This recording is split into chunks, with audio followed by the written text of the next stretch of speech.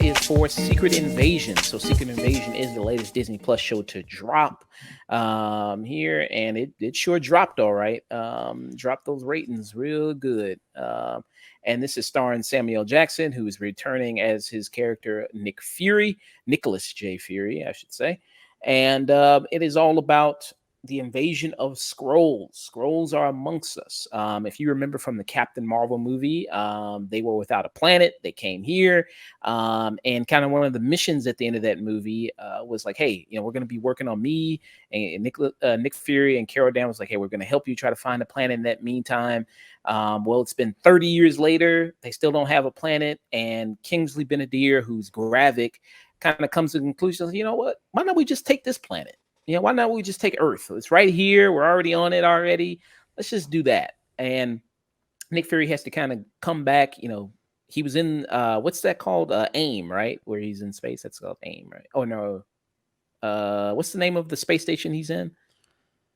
Saber, right? Saber. He's in Saber. Decides to come back to Earth.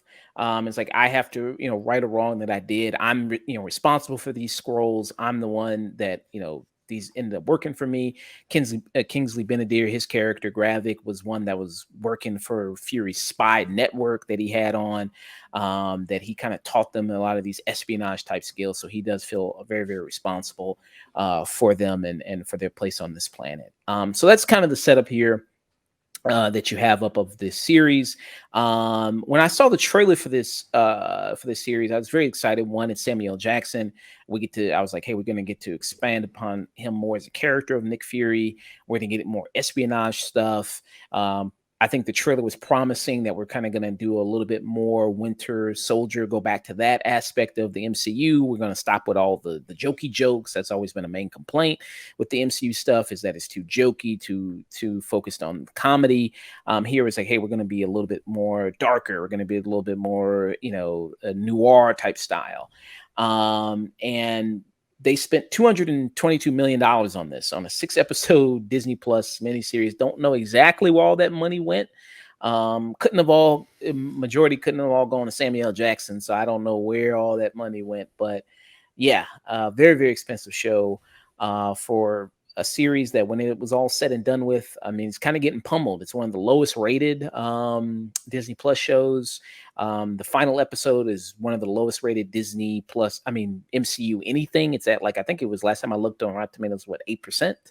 Last time I looked, about around there. Let me make sure. But so it is, yeah. It's kind of some of the lowest rated things they've kind of done so far.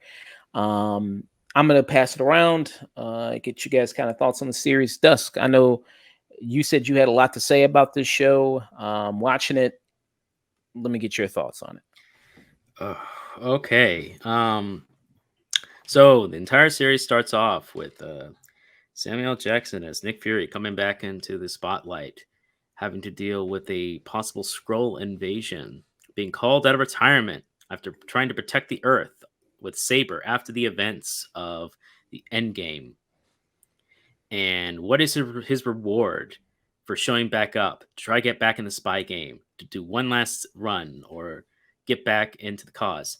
He gets told repeatedly how old and broken he is, and how depressed he is, and how useless he is, and that he should have stayed back in his spaceship. He's told by Talos that everything he ever did didn't matter, because at the end of the day, they did all his spy work for him. Not only removing all the rule of cool from Nick Fury, but also removing his agency and his ability of being the spy who had a backup plan for a backup plan. Miranda, what's her name? Miranda something. You mean Maria Hill? Maria Hill, sorry. Maria Hill.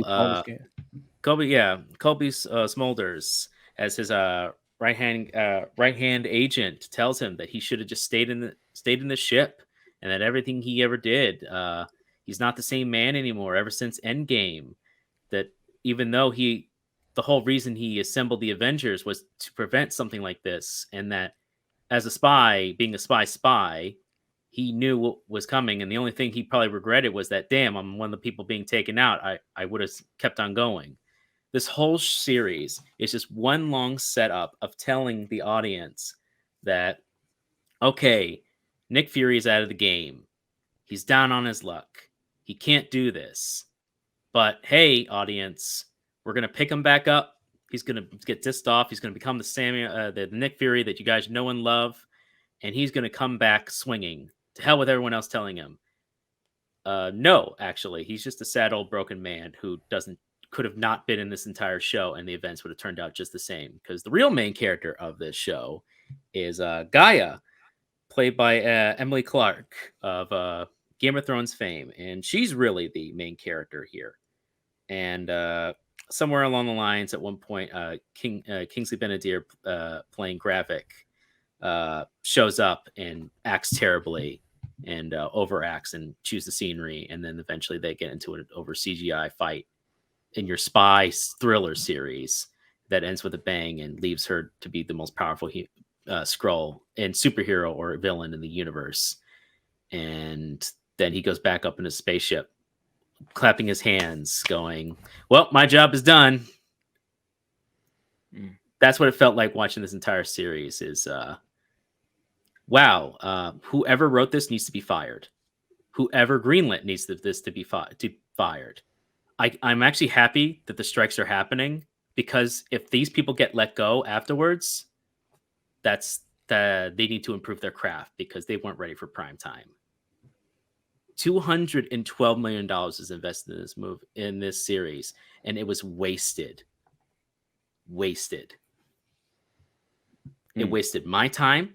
It wasted the audience's time, and most importantly, it tainted the legacy of Nick Fury and Samuel L. Jackson's character, who has been going on for almost 10 plus years. Everyone who worked on this show should feel ashamed of themselves. And if there's and I don't think a reboot will fix any of this. I think the MCU from here on out is mostly dead. Because this builds into everything else. And there's not much you can go back to after you've ruined and changed and retconned and undid all the cool that Nick Fury had been built up over that time. Nick Fury deserved a better show than this, but that's not what he got. I leave it to the rest of you guys.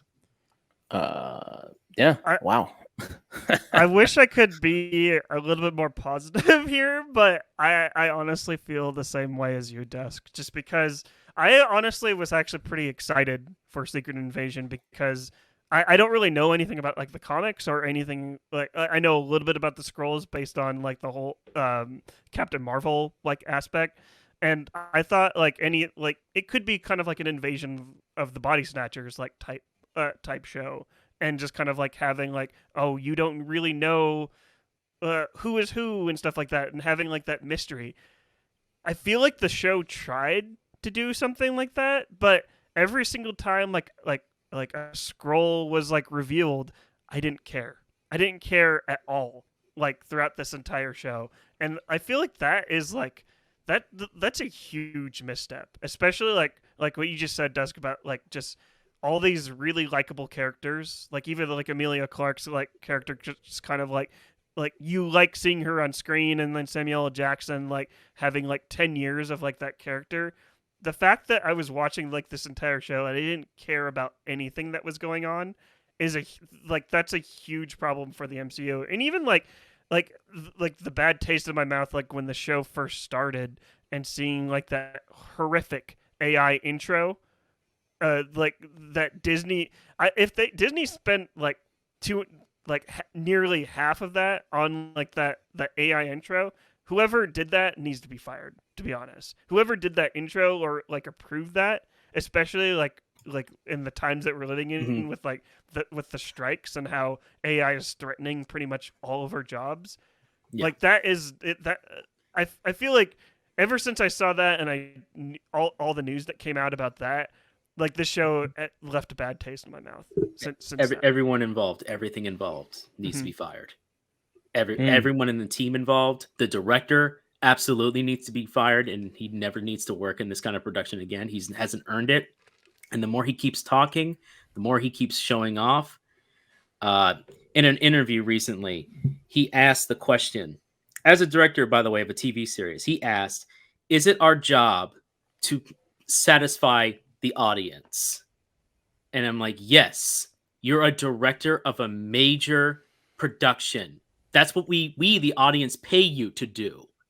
It's not, it's one thing to be the starving artist and making your art and putting your own blood, sweat, and tears into your own craft. I have a deep respect for that and a deep love for that kind of craft. I have my deepest respects for the people trying to write things, who going outside the Hollywood system. I love indie films. I love them to death. I watch Film Threat all the time. I always look at the indie circuit. I always try to go to different circuits, try to buy Blu-rays and DVDs and get things so I can personally own them to give the money directly as best I can. But when you're in charge of this kind of a production and you just have it's just a conversation I'm going to have with the audience. This is direct quotes. It's a conversation with the audience. I put my conversation and the audience will have theirs, but I'm not really concerned about their part of the conversation because I'm pretty confident, even though he said, and I said, quoting, we just put it together as we were going along. We didn't really have a plan. We were just kind of putting it and editing it together as we were going. And, I mean, is it really our job to make sure that these audiences satisfied narratively, or just tell a story? And I go, you're paid to do a job. You can do both. Don't act like you can't have a really good story and satisfy the audience. That's complete horse crap. And the level of arrogance under that statement is a man who's clearly not ready for the spotlight. And he needs to, and hopefully this is a humbling experience for him. I don't wish anything bad for the guy, but this is a humbling experience. And this is the audience's conversation back. I think it's sad to see Samuel L. Jackson put in this kind of position. And I think what's the biggest deterrent going on top of what you were saying, Marley, is the reason you don't feel anything because of what's happening is in order for a spy thriller to work, there needs to be tension. There needs to be stakes. And the director openly said that he wasn't interested in making a thriller or those kind of elements. He wanted to tell a story about betrayal and loss. But even by the end of those episodes, Gravik and this story that he wants to tell, Gravik and Nick Fury never really have that conversation. They never actually meet or have that conversation, and when we think they do, it's a fake out. So none of that matters. Every Skrull should have never had that's who they are. Every time we meet a character, we know they're going to be a Skrull. It should have been only from the point of view of the characters, only from their point of view. Gravik should have been almost like a mystery character. You don't know what he looks like. He could be anybody. That shows the terror, and then all of a sudden, Gravik shows up, episode 2 or 3, in his like more comfortable form that he shows off or something, and he could be anywhere at any time. But instead he tells it in some of the most poor ways I've seen a spy thriller told, to where there are moments where I was actively laughing. I'm like, are you kidding me? And the monologues, man, where Gravik would have these characters, and I'm actually gonna give respect to Kingsley Ben-Adir because I've seen him in better things. I've seen him in Peaky Blinders. I love Peaky Blinders. I like that show. He was just in Barbie.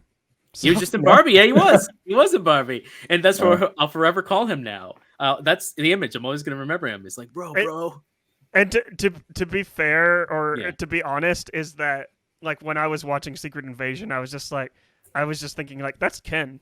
Yeah. Like I didn't see it as I didn't see him as Gravik. I was like, that's Ken. No, right yeah. there. I just saw him as Ken. No, me too. That's all I could think of. It's like, oh man, now that's all you're gonna be remember for now, bro. Not even Peaky Blinders anymore. Right. Not even Peaky Blinders. But hey, it's a paycheck, and he was fun as Ken. He was funny. So Ken. But that does break down to the biggest problem in it. He would have these moments where he'd be like, "It's a war. It's a war," and you're just like fighting all this. And why is the Skrulls fight? Why are the Skrulls fighting? They're fighting because Nick Fury made a promise that in the original movie he didn't. And if they couldn't find a planet and they have space traveling technology, why is he to blame? What, like, you guys couldn't find it? What made you think he could? he has less technology than you guys did. The whole story, the whole setup doesn't make any sense. And I think that also ironically stems from a misunderstanding of the lore. They're basing the whole thing based on the comic of the Secret War of the Secret Invasion comic run. But the Skrulls are some of the oldest MCU villains. They have their nuances, but them and the Kree Empire are rivals for a reason. They're two big empires. And when the first Marvel's movie, Captain Marvel, introduced them, they were kind of twisted as being like, oh no, they're refugees. And then you're like, okay. But now with this new series, it kind of twists it to being like, oh, well, when refugees come and visit your planet, they might try to take it over from the inside out and make it into their culture and planet. And that's kind of I don't know about that message. It's like Marvel trying to have its cake and eat it too. It wants a more darker line, but it's not willing to go all the way with it and not give definitive lines in the sand of who's what's faction, what's going on here. The cast feels way too small for an event like this. And for a budget of 212, you just don't feel it. You just don't feel it at all. Let's see here.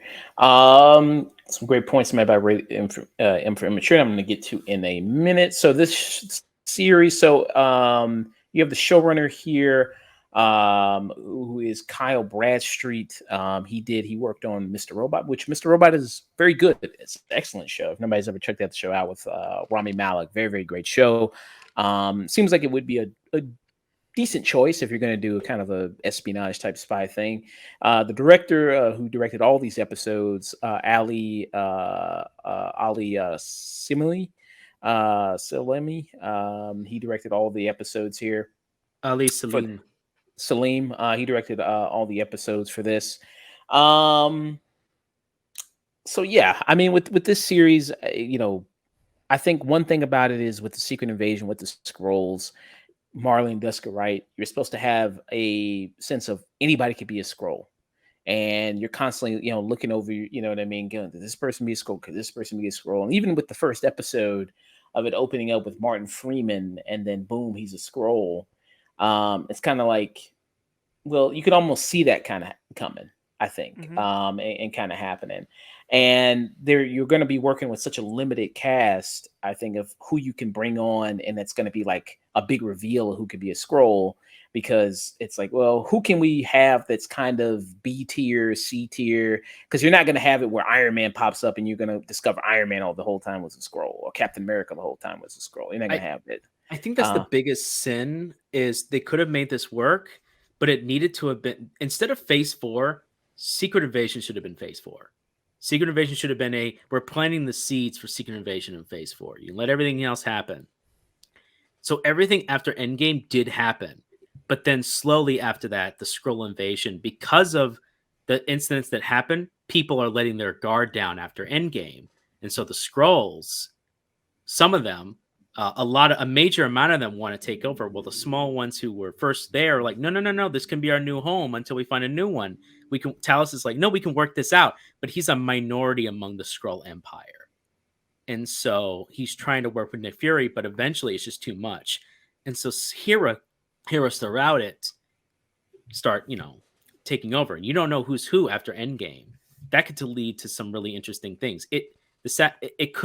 This could have worked on a much smaller scale, but ultimately, in order to have the impact it wanted, this needed to be big scale. This needed to have been a longer setup. This needed to have been over time. Seeds needed to have been planted of a type of invasion, and then Phase 5 come in with the invasion actually impact. With going into the Skrull Empire fight, the Kree Empire getting involved, Nova Corps could get introduced fully at that point because of Guardians, and it becomes crap. We got to defend planet Earth or deal with a galactic war we don't want to get involved in. Instead of doing the multiverse, you could still have that while introducing these outer cosmic characters that then sets up, maybe if they want to wait till later, a Galactus moment later. Yeah. Introducing that kind of stuff, because now people are more, this whole space stuff has been happening. Well, Galactus now is going to get involved, and now we have the Silver Surfer, and then oh no, but now we have an older team of the Fantastic Four, and we can let them exist in the '60s and whatever, along with the original Commandos and other crap. I don't know. There's a lot of ways they could have gone about it. I'm just gonna say it right now. I think Secret Invasion should have been a movie. Like, it's a 6-hour movie right Yeah. now, but it should have been cut down to at least a 2 hour and a half movie. Yeah. And I've been saying this since the beginning. I think that the MCU television, not even counting Daredevil and all the Netflix stuff, They're separate. I think WandaVision is the only television MCU show, television show, because it's the one that actually stuck to the TV format, and people keep on pushing back at me saying oh, if they had longer episodes or more episodes, then everything would make more sense. WandaVision had the same amount of episodes. They actually knew how to write for TV.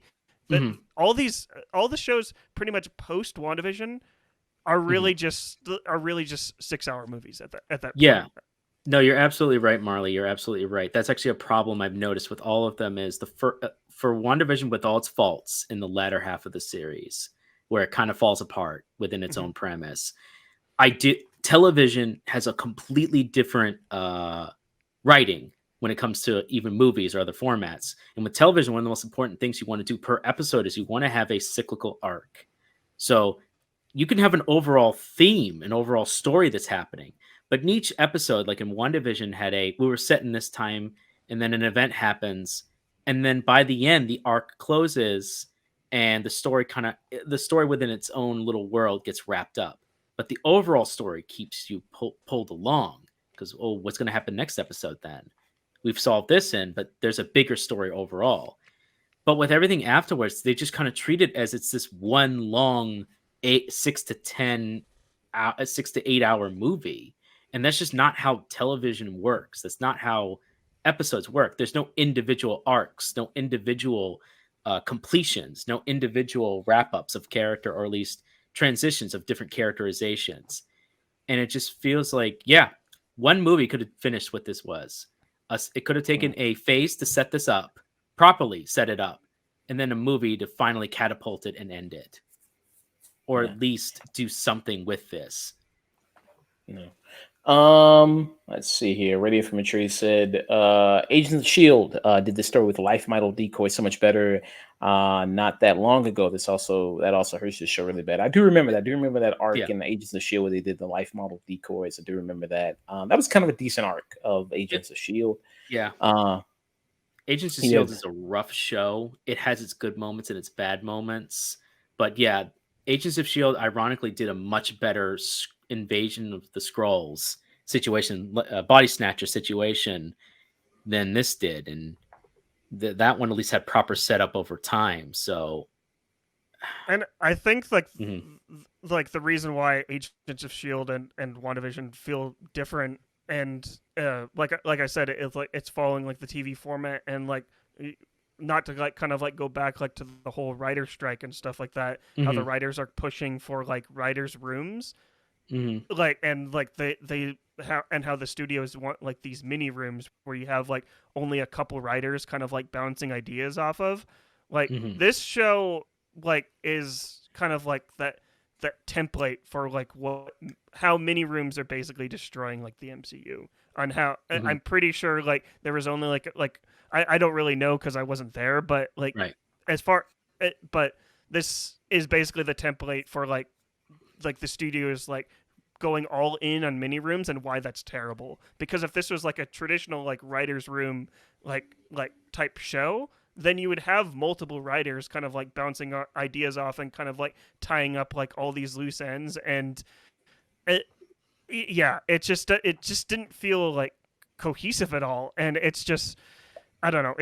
I was really disappointed by everything that I saw, and it's, I don't know. It's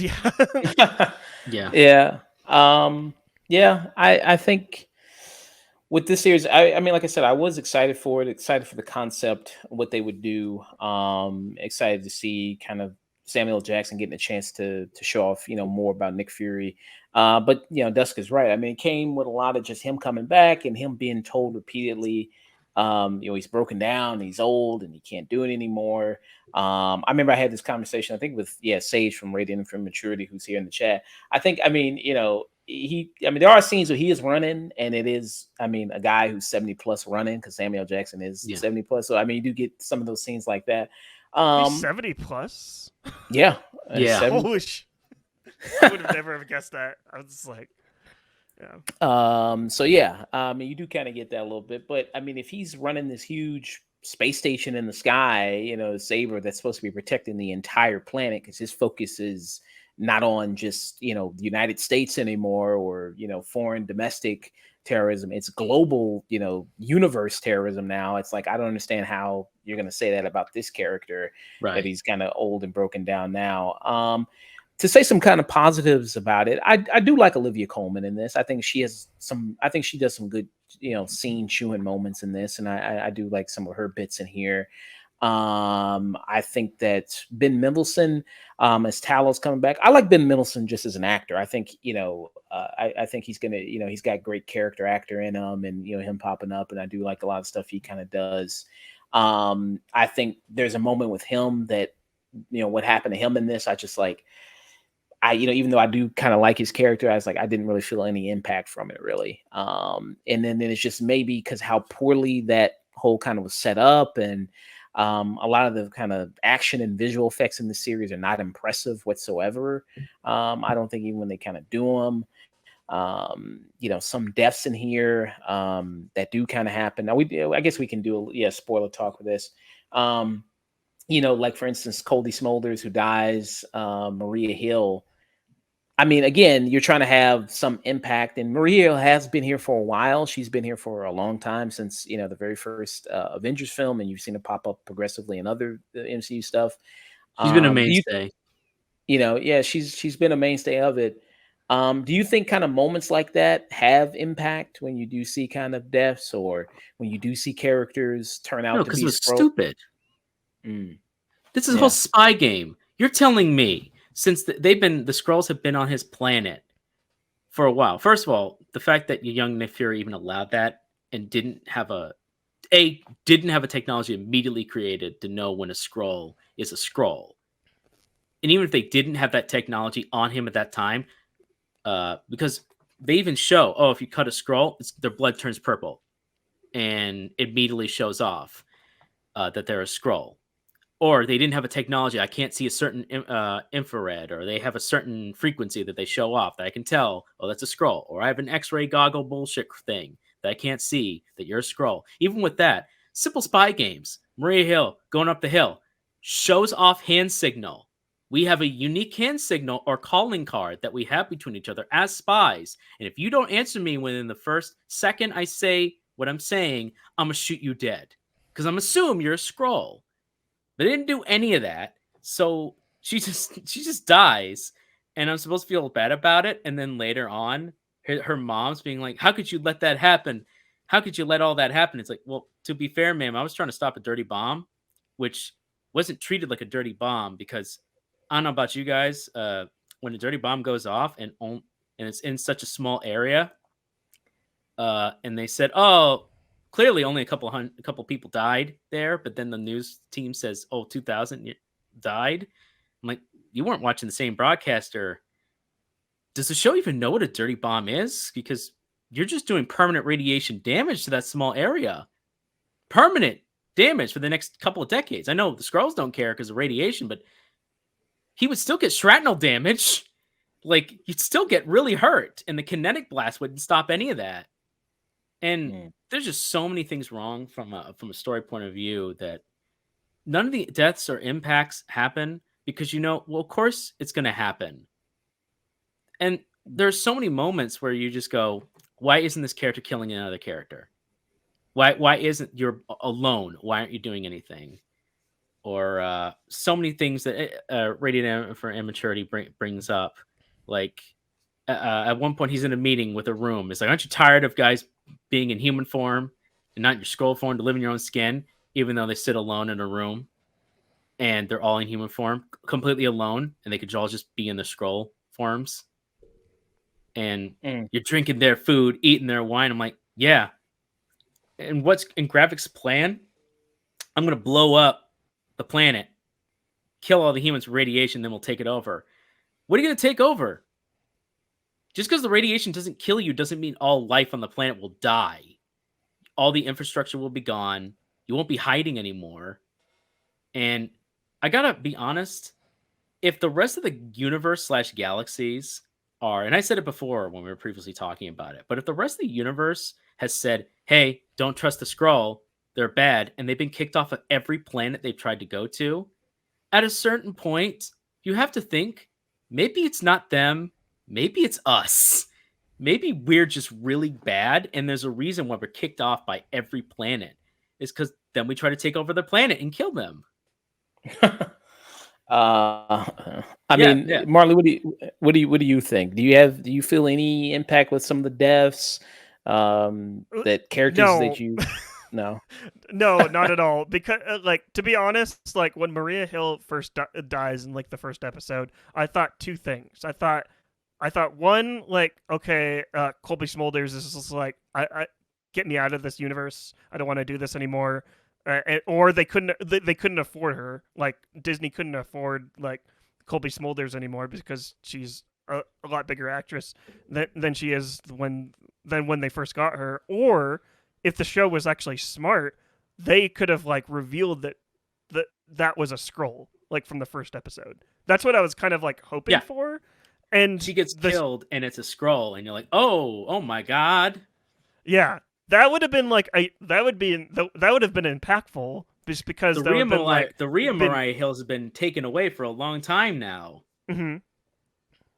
Yeah, but I didn't feel anything about any of the deaths, and I to kind of like, I know that we're kind of poo-pooing on this, like on the show, justifiably so, but I just kind of want I need to know a behind the scenes on this entire show, like a true behind the scenes, because like the show was shot during COVID, and I wonder if there is, because like throughout the entire like series, all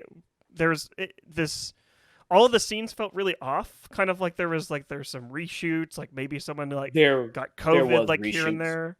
Yeah.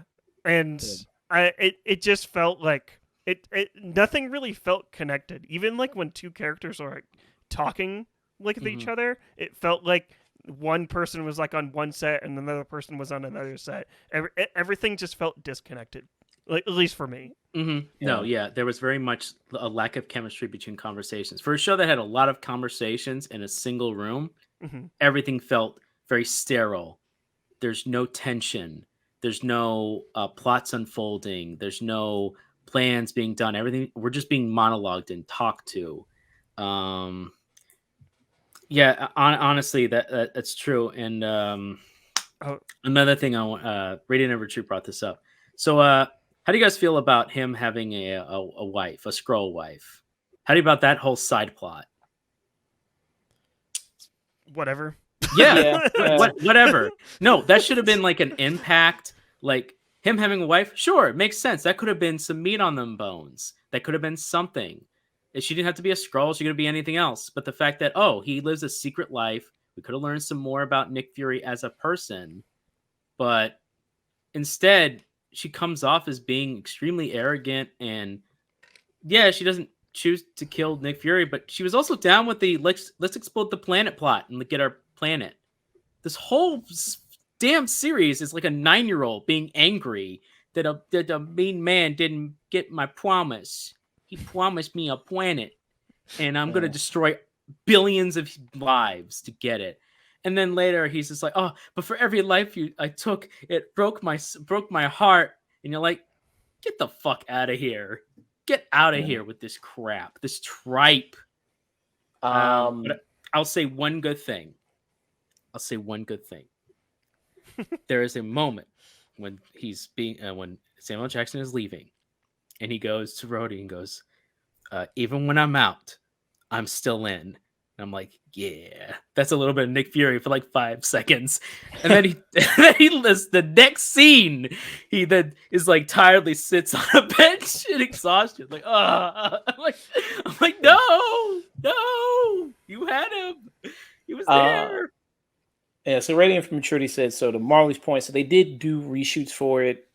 He said he read they did reshoots half the show because it was going to focus on the geopolitical conflicts between the U.S. and Russia, and then the real life invasion of Ukraine happened. So I guess that was part of the reason why they shifted there in it. Then don't do that. Yeah, Just do I it guess. based on the scrolls. Yeah. So when it comes down to, I guess to wrap up some kind of get into final thoughts, rating for it.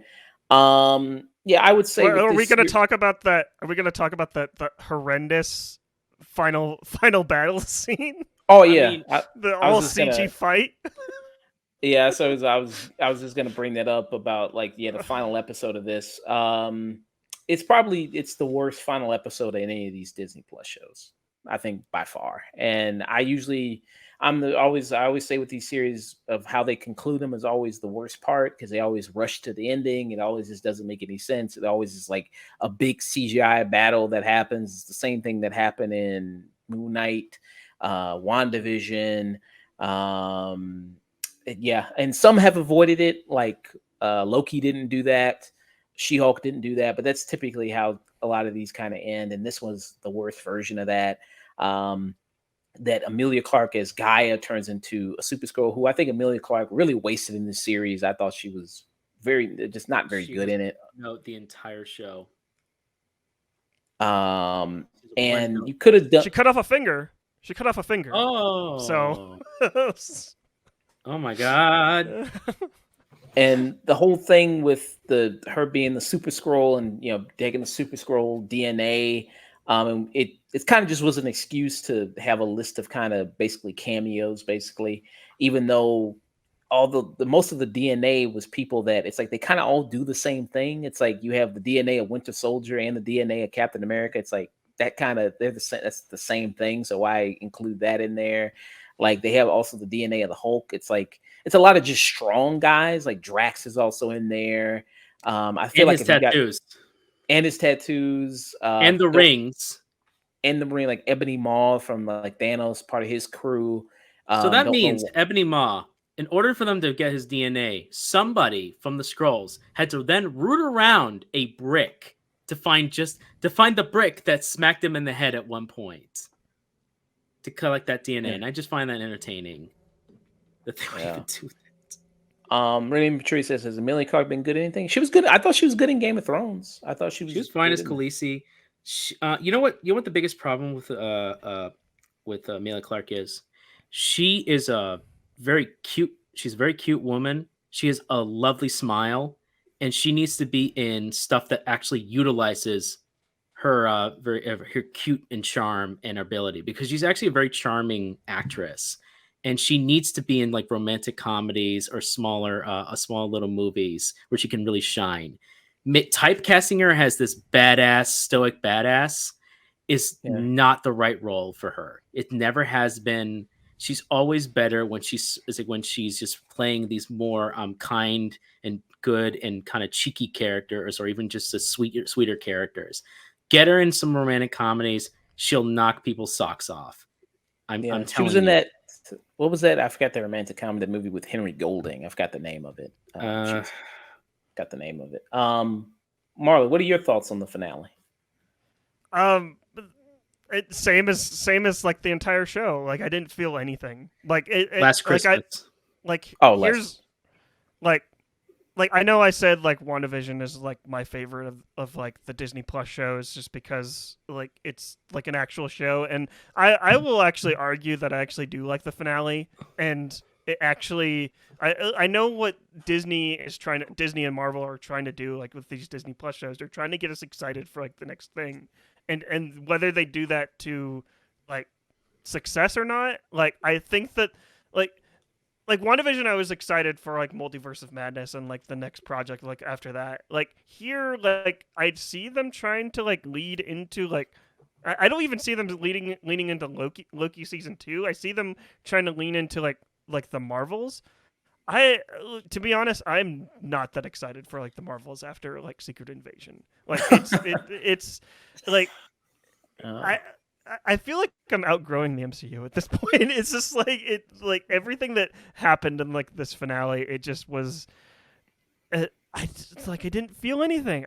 I hate to be repeating myself, but it's just that's just exactly how I felt like throughout the like this entire like series and even the finale. Like yeah, like I will I will praise like the visual effects artists for like working on like that scene even though it looked really bad. I'm sure that they worked really long hours and like Disney should pay like their writers, their actors and their visual effects like artists like a living wage just so they don't like just so they're not overworked. But yeah, I don't really know what else to say about the show. And also, like, the question with that is, how does she know which each of those people do? Like, I mean, as far as we know, she's never encountered them. So, like, when she has Mantis's powers, how does she know that Mantis can put people to sleep or do any of Yeah, that? there's Like, no way she should have been able to beat Gravik, even with all those powers. There's no way.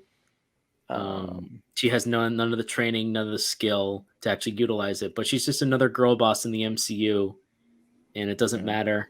She's just going to be What- better than the person that came before. yeah. Well, she did also have Captain Marvel's DNA, so that's part of the main reason, right? I mean, she also won, which is pretty much I don't know. I don't know how they're gonna move with her character going forward because she's so OP'd at the moment. So I don't know what they're gonna do with the character. Oh, they'll just ignore her character. I doubt that she'll come back in. I don't know. I don't know what that's what I'm saying. do. They're just going to ignore it. Yeah, like Hulk, he's got a son now, and at the end of She-Hulk, he What a popped up fucking with- waste of that. They didn't. They didn't I explore forgot about Planet that Hulk. shit. They Yeah. what a.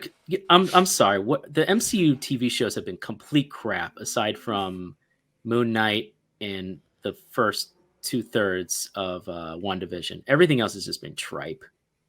The I kinda- first I- episode of Moon Knight is great. Everything after that, Yeah, I'm not. I understand. Like yeah. I'm okay with that happens. It had its moments later in Moon Knight, but I'm also with you, Marley. And that first episode, I was completely there for it, and then it just didn't hold up to that after that point.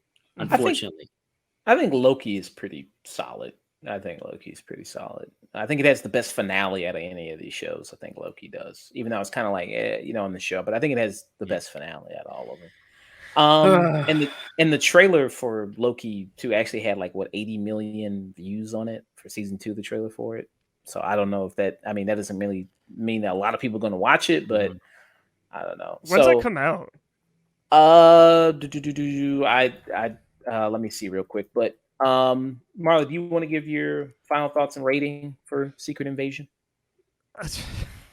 I final thoughts. That's basically exactly what I just said. Like this is like I didn't feel anything throughout this entire like series. Like I really feel bad for the MCU and feel bad for like anyone that like worked on this that had to answer to anyone and just and got this pushed out because now like this Secret Invasion is on like their resume and I don't think they'll ever be able to shake this. And like even like the good performances that we did get from Secret Invasion, like that everyone like this is like it's the shit stain like on their resume that it's like that everyone's gonna be like, oh well, you're in this. Like everyone's gonna be just always gonna be like wondering like, oh, should we cast you because you're in the show? I don't know. It's I was totally underwhelmed by it. I'm not excited for really anything that the MCU is going to be putting out just based on the finale and just like the entire vibes like this show was like putting out. And I don't know. It's just, it felt, it was so boring. Like I didn't care, but I know I'm repeating myself, but yeah. So yeah, what would your rating be? Well, I skip it. Skip it. Skip it. Burn it. Wow. Do you think so? Is this the worst MCU thing, movie, show, anything? Oh, for by you? far. By far. Okay. Yeah. All right. Because at yeah. least like all the other like MCU, like as I know like all of them aren't great except for WandaVision. I will die on that hill that WandaVision is the best one. at least I felt something throughout throughout most of them. Like even Captain America, Falcon and the Winter Soldier, just like I felt something there. Like it had something to say. Secret Invasion didn't feel like it had anything to say, and that's really unfortunate. Okay, so skip it for Marley. Dust. Burn it. Burn it. Oh, you should change. Burn it. Burn it. Okay. Dust. What's our lowest rating? Waste of fucking film is our lowest one. All right, this is a waste of fucking film. I agree wholeheartedly on a lot of things that Marley has said. Everything else has been kind of bad. I've had Winter Soldier had its points, even though I think what it was trying to say was a little strange and it didn't always land on what it was trying to say. You're right. At least it was trying to say something. It was trying to go for something, and I got what it was trying to go for, despite all of it. This is She-Hulk was stupider than this. It was incompetently written, and it was made by a writing team of people who clearly didn't know about She-Hulk, didn't care about it, and made it to fail just to laugh at people for saying, aha, you made a stupid show. That was bad. I didn't think they were ever going to top this. But somehow Secret Invasion is worse than that because it had the balls to do more damage to the MCU than it already has done it at this point. Irreparable damage. It brings up questions that they know. He's just openly said, Kevin Feige will figure it out, or they won't, or whatever. We have the excuse now, it's the multiverse. And maybe they'll show up in the multiverse. Who knows? To get out of jail free card for my consequences. And I'm like, nobody cares anymore. I don't care. I've been saying this since Endgame. Let it breathe for a while. Endgame was a good point to just you have a couple movies, tie up some loose ends, wrap up some characters, let them be in a better sitting point that you had them at Endgame, and then just let it coast for the next 5 to 6 years. Just do small shows occasionally. Nothing big, nothing connected to the MCU. Keep your animated teams doing fun stuff with the characters. Or if you want to do like a small little show, don't connect to the MCU, but let them have this is the premise of this character. Oh, they're in the team of this. Let's go it. Like a Werewolf by Night. He's not going to show up in the MCU, but it's fun to see. We have the character. Let's do something fun. Let passions reign at that point. And then if we want to tie that into the MCU, we can. Otherwise, it was a fun little show.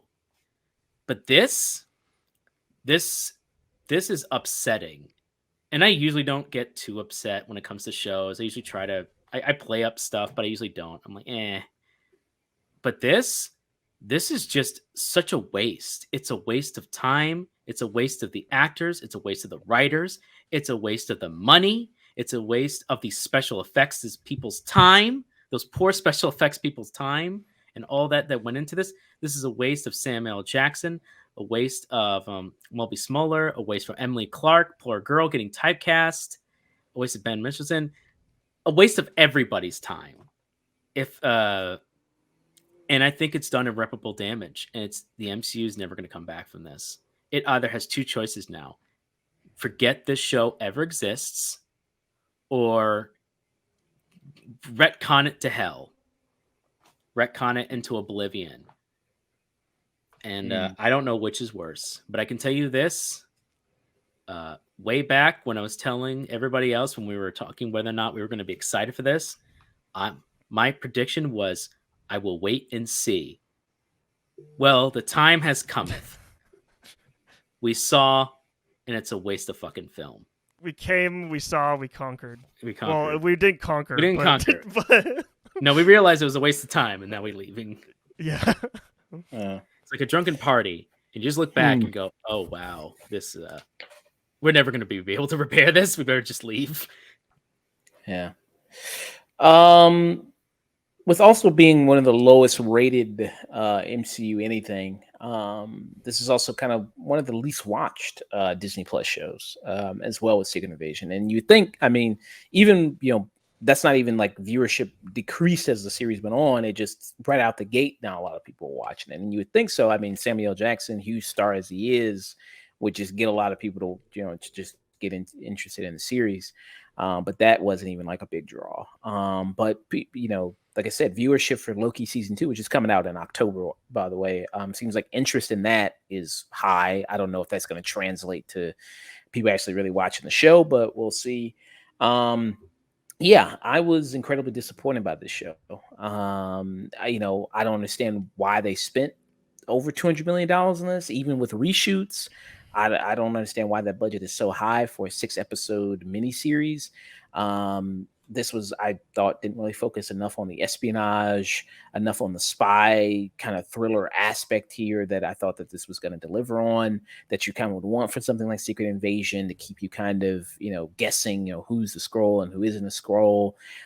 It did the, traditional Disney Plus show ending with these things, with the massive CGI battle at the end. I thought that was completely unnecessary, and it had no weight to it at all. And like Marley said, I mean, I don't really blame all the visual effects people. I'm sure they worked hard on it, but yeah, it didn't look good. And to Dustin's point, yeah, it was a waste of potential, waste of good talent that you had here, of actors that you could have done really something good with. I think some people come out somewhat good. Like I said, Olivia Colman, I think a lot of her scenes were good. I thought that Kingsley Benadir, even though he is overacting and kind of chewing the scenery, I think sometimes it does work and it is kind of effective. That he's at least giving some passion into it. But yeah, I think this is a big disappointment. Is this the worst Disney Plus show? Looking at all of them, right now, I think it is. I think it is probably the worst Disney Plus show. Is this the worst MCU anything that they've ever done, show or movie? I don't know. I'd have to think about that a little bit longer, but it's probably way down there for sure. Because like I said, it just didn't make you feel anything. These reveals happen of who's a scroll and who isn't a scroll.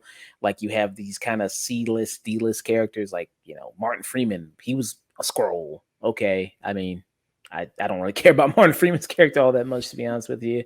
He didn't have much impact in the world. And they tried to do a little bit of a bigger one with like Rhodey, James Rhodes, Don Cheadle's character. And there's even some, like I said, I think they are going to retcon some things, because the director of this series came out and said, like, I think he kind of got switched out after Civil War was when he got switched out. But then people going like, well, that completely ruins him in Endgame and Infinity War and all these other movies. He doesn't care. They might just retcon and say, oh, well, it happened after Endgame. That's probably they're going to retcon that. Yeah. So I think my final rating for this would be